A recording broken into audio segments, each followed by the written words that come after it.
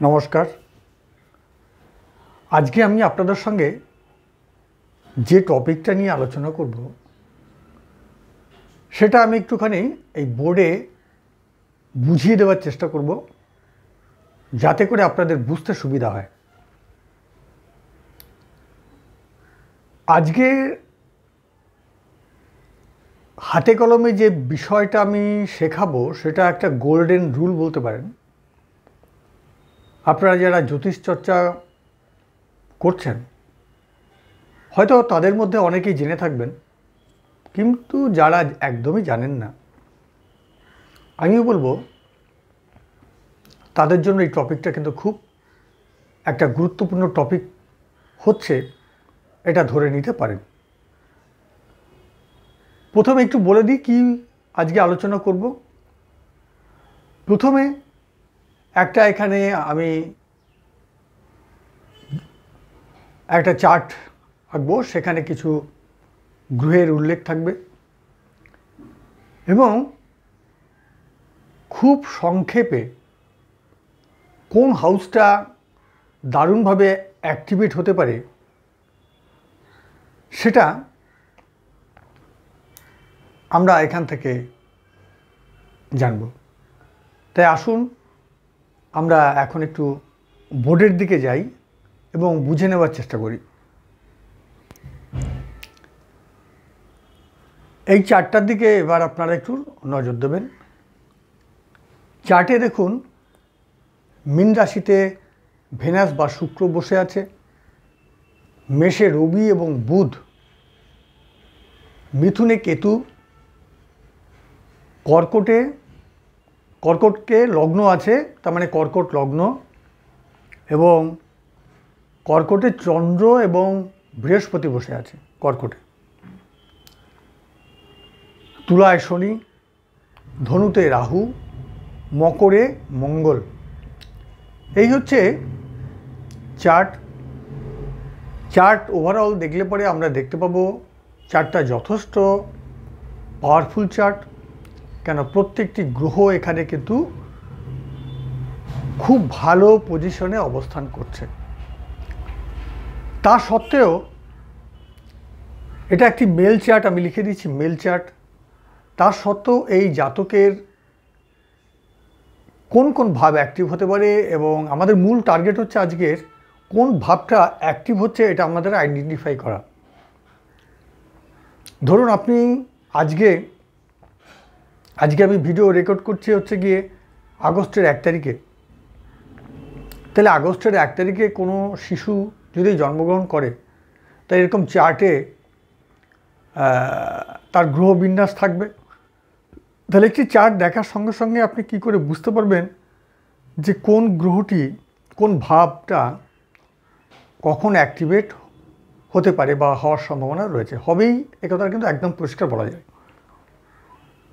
এবার আমরা কিন্তু এই ওভারঅল চার্টের আর কোনো দিকে তাকাবো না, কোথায় কি হয়েছে কি না হয়েছে আমরা দেখতে যাব না। তাহলে আমরা প্রথমেই লগ্নকে দেখব, লগ্ন কোথায় রয়েছে। তাহলে প্রথমে আমরা লগ্ন দেখলাম যে লগ্ন হচ্ছে কর্কটে।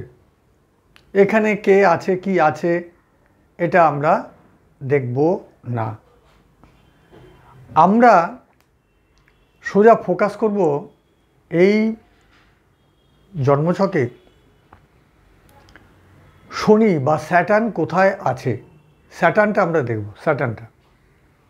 তা আমরা দেখছি স্যাটার্নটা তুলা রাশিতে আছে। তুলা রাশিতে শনি তুঙ্গস্থ, কেন এখানে স্যাটার্ন খুব হ্যাপি থাকে। তাহলে আমাদের প্রথমে একটা চার্ট পেয়ে প্রথমেই লগ্নটা দেখতে হবে এবং লগ্ন দেখার পাশাপাশি আমরা চলে যাব, দেখুন অনেক মেথড রয়েছে, তার মধ্যে আমি যে মেথডটা বলছি এই মেথডটা একটা সুন্দর মেথড। তাহলে প্রথমে আমরা স্যাটার্নটা দেখব। তাহলে স্যাটার্নে এসে এরপর আমরা লগ্নের দিকে তাকাবো। তাহলে লগ্ন থেকে স্যাটার্ন, তার মানে লগ্ন যদি কর্কট হয় তাহলে 1 2 3 4, তাহলে এভাবে লগ্ন থেকে এটা হচ্ছে 4 নাম্বার। তার মানে শনি এখানে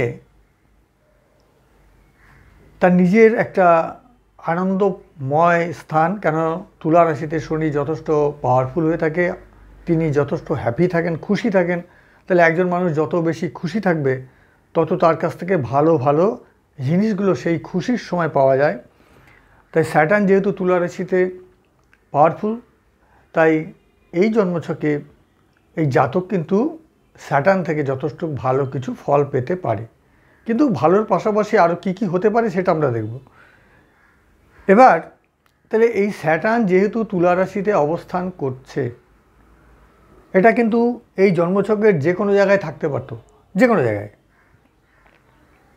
তাহলে সেই জায়গাটাই হতো ওই জাতকের ওই শনির ওই ভাবটাই হচ্ছে তার হচ্ছে গিয়ে কর্মভাব। খুব ভালো করে মনে রাখবেন এটা। শনি যেভাবে অবস্থান করবে সেই ভাবটা হচ্ছে তার কর্মভাব। তার মানে কর্ম মানে কাজ করবে সে ওইভাবে বসে, কিন্তু ভালো মন্দ আপস অ্যান্ড ডাউন যা খুশি সে কাজ করতে পারে। আমি এখন পর্যন্ত বলিনি যে সবসময় শুভ কাজই করবে। শুভ স্থানে আছে বলে সে যে ভালো কাজই করবে তার কিন্তু কোনো মানে নেই। মানে হচ্ছে এইভাবে স্যাটার্ন কাজ করবে, সে কাজটা ভালো হতে পারে কখনো কখনো, এবং সেই কাজটা খারাপ হতে পারে কখনো কখনো। এটা হচ্ছে এখন পর্যন্ত আমার বক্তব্যের মূল কথা। পরের স্টেপে আমরা আসব। এরপরে আমরা কোথায় দেখব, এটাই হলো গিয়ে মূল দেখার বিষয়। প্রথমে লগ্ন থেকে তো দেখতে আমাকে হবেই। লগ্ন থেকে স্যাটার্ন যেভাবে বসে আছে সেই ভাবটাকে আমাকে দারুণভাবে দেখতে হবে। তারপরে আমরা চলে যাব মূল পয়েন্টে, যেটা হচ্ছে স্যাটার্ন থেকে চতুর্থ।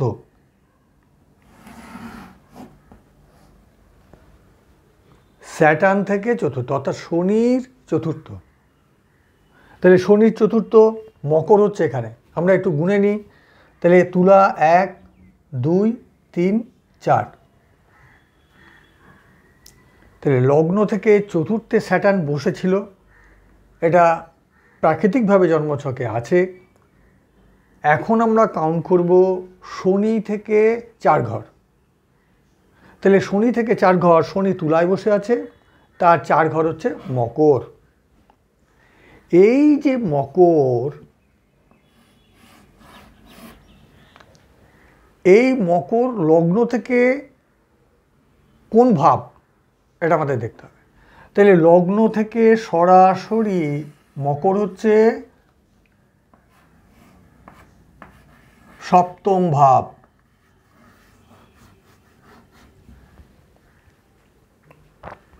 তাহলে এই কর্কট থেকে মকর হচ্ছে সপ্তম ভাব। তাহলে আমি আরেকবার একটু বলে দিই। প্রথমে লগ্ন দেখলাম, লগ্ন থেকে কত নম্বর ভাবে স্যাটার্ন আছে সেটা দেখলাম। স্যাটার্ন থেকে 4 নম্বর ঘর আমরা দেখব। এটা দেখার পর আমরা যেটা দেখব সেটা হলো লগ্ন থেকে শনির চতুর্থ ভাব কততম ঘর। তাহলে আমরা এখানে দেখলাম লগ্ন থেকে মকর হচ্ছে সপ্তম ভাব। তাহলে এই সপ্তম ভাবের উপরে কিন্তু একটা কাঁটা ছেঁড়া হবে, এটা আপনারা নোট করে রাখুন। কেন শাস্ত্র মহর্ষি পরাশর মুনি তার জ্যোতিষ গ্রন্থে এই কথাটা কিন্তু স্পষ্টভাবে উল্লেখ করে গেছেন। তার মানে এই সপ্তম ভাবটা কিন্তু কাটা ছেঁড়া হবে। তাহলে আমরা একটা আইডেন্টিফাই করলাম যে এই জাতকের জন্মছকে 7th হাউস কিন্তু একটা জায়গায় যেতে পারে। এবার আমাদের প্রশ্ন, এই 7th হাউস কি করতে পারে? প্রথমেই একদম রিমার্কেবল যে কাজ করে সেটা হচ্ছে পার্টনার, অর্থাৎ লাইফ পার্টনার। পুরুষ হলে স্ত্রী, স্ত্রী হলে তার স্বামী, তার মানে বিবাহের স্থান। তাহলে বিবাহের স্থান একটা কিছু ঘটবে, এটা আমরা ধরে নিলাম। এটুকু আমাদের হাতে এসে গেল যে বিবাহের স্থানে একটা কিছু ঘটবে। কখন ঘটবে সেই টাইমটা বার করবার জন্য আমাদের দশা অন্তর্দশা এবং আরও অনেক মেথড রয়েছে, সেগুলো আমাদেরকে জানতে হবে। সেটা আরও অনেক হায়ার স্টাডির ব্যাপার, সেটা আমি পরে কোনো একটা ভিডিওতে বলবো। আপাতত প্রাথমিকভাবে এটুকু জানো। এটা হলো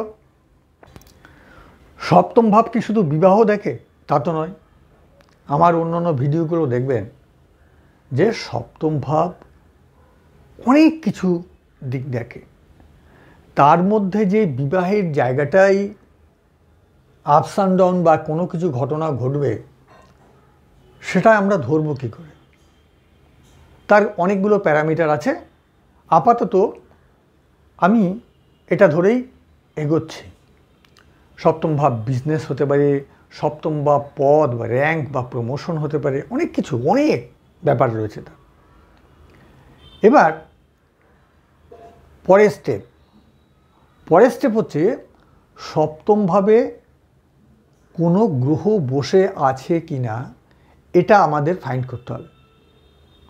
সপ্তমভাবে কি গ্রহ বসে রয়েছে? মঙ্গল। তাহলে আমরা দেখলাম সপ্তমভাবে কিন্তু মঙ্গল বসে রয়েছে। এবার আমাকে দেখতে হবে এই মঙ্গল ন্যাচারালি দুটো ভাবের রিপ্রেজেন্ট করছে, তিনি দুটো ভাবের লর্ড। কর্কট লগ্নের সাপেক্ষে বৃশ্চিক হচ্ছে পঞ্চম ভাব, কর্কট লগ্নের সাপেক্ষে মেষ সেটা হচ্ছে দশম ভাব। সপ্তম, অষ্টম, নবম, দশম। তাহলে সপ্তমভাবে মঙ্গল বসে রয়েছে। মঙ্গল দুটো ভাবের রিপ্রেজেন্ট করছে, একটা হচ্ছে মেষ এবং একটা হচ্ছে বৃশ্চিক। বৃশ্চিক লগ্নের সাপেক্ষে পঞ্চম, তাহলে পঞ্চম ভাব রিলেটেডও কিছু একটা ঘটতে পারে। তাহলে আমরা এই পঞ্চম ভাব রিলেটেডের কিছু ঘটবে, এটা আমরা বুঝে গেলাম। সপ্তম ভাব রিলেটেড কিছু ঘটবে, এটা আমরা মার্ক করতে পারলাম। মঙ্গলের আরেকটি ঘর রয়েছে মেষ, তার মানে এই ভাবটাও অ্যাক্টিভেট হবে, এটাও আমরা বুঝে গেলাম। আশা করি আপনাদের বুঝতে কোনো রকম অসুবিধা হওয়ার কথা নয়। আমি কেন বারবার একটা জিনিস রিপিট করছি, যদি কোথাও বুঝতে অসুবিধা হয় অবশ্যই কমেন্ট বক্সে আপনারা লিখুন। এবার তাহলে দশম ভাব হচ্ছে, দশম ভাব থেকে আমাদের পিতারও বিচার হয়। নবম ভাব থেকে যেমন পিতার বিচার হয়, দশম ভাব থেকেও পিতা, দশম ভাব থেকে কর্ম। তাহলে তার সেই জাতকের যে ওয়ার্কিং প্লেস, সেই জায়গাটা আরও আপস ডাউন করতে পারে, প্রমোশন হতে পারে, জব হানি হতে পারে, দুরকম হতে পারে, সেটা পরের বিষয়। আমাদের আজকের মুখ্য বিষয় হচ্ছে কি করে একটা চার্ট দেখে ওভারঅল কোন কোন ভাবগুলো অ্যাক্টিভ হতে পারে, কোন কোন জায়গাগুলো নড়ে চড়ে যেতে পারে, ভালো এবং মন্দ হতে পারে, সেটাকে ফাইন্ড করবাই হচ্ছে আজকের ভিডিওর মূল উদ্দেশ্য। কি করে আমরা এটা খুঁজে পাবো, এটাই হচ্ছে আমাদের মূল দেখার বিষয়।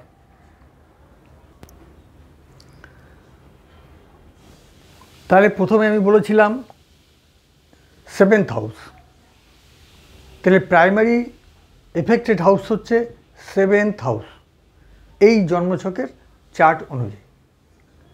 তার সঙ্গে যেহেতু একটি গ্রহ রয়েছে ওইভাবে, তাহলে কম বেশি সেই ভাব দুটো নাড়াচাড়া হবে, এটা আমরাও ধরলাম। কিন্তু মূল সেভেন্থ হাউসটা কিন্তু একটা কিছু রিমার্কেবল হবে। এবার সেটা ভালো হতে পারে, খারাপ হতে পারে। এই জাতকের ক্ষেত্রে কিন্তু খারাপ হয়েছিল। শনি তুলায় উচ্চস্থ থাকা সত্ত্বেও মকর রাশিকে বা মকর সপ্তম ভাবকে ড্যামেজ করেছিল ফর এ সার্টেন পিরিয়ড, একটা নির্দিষ্ট পিরিয়ডের জন্য। খুব ভালো করে দেখুন, কর্কটে চন্দ্র এবং বৃহস্পতি বসে রয়েছে। চন্দ্র এবং বৃহস্পতি মিলে হচ্ছে গিয়ে গজ কেশরী যোগ, একটা পাওয়ারফুল যোগ। তাহলে সপ্তম, অষ্টম, নবম, বৃহস্পতি হচ্ছে নবমপতি, চন্দ্র লগ্নপতি। তাহলে নবমপতি ভাগ্য বসে আছে এবং ভাগ্যপতি লগ্নে বসে সপ্তমে ডাইরেক্ট দৃষ্টি দেওয়া সত্ত্বেও এই ভদ্রলোকের 7th হাউস রিলেটেড যে ড্যামেজ হয়েছিল সেটা কিন্তু আটকানো যায়নি। তাহলে কিভাবে ড্যামেজ হলো, কেন ড্যামেজ হচ্ছে, এটা ব্যাখ্যা করবার মতো পাণ্ডিত্য আমাদের নেই। কেন মুনি ঋষিরা, বিশেষ করে মহর্ষি পরাশর, তিনি তাদের চর্চা বা সাধনার দ্বারা এই সিদ্ধান্তে কিন্তু তারা এসেছিলেন যে এই ধরনের ঘটনা ঘটে, আমরা সেইটুকু তথ্য নিয়েই নাড়াচাড়া করছি, তার বেশি এগিয়ে যাওয়ার ক্ষমতা অন্তত আমার মতো ব্যক্তির নেই।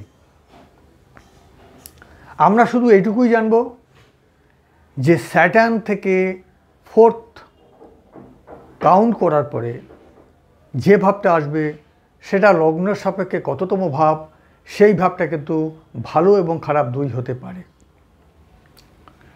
এবার আমরা একটু অন্য কিছু দেখি। এখানে আরেকটা জিনিস খেয়াল করে দেখুন,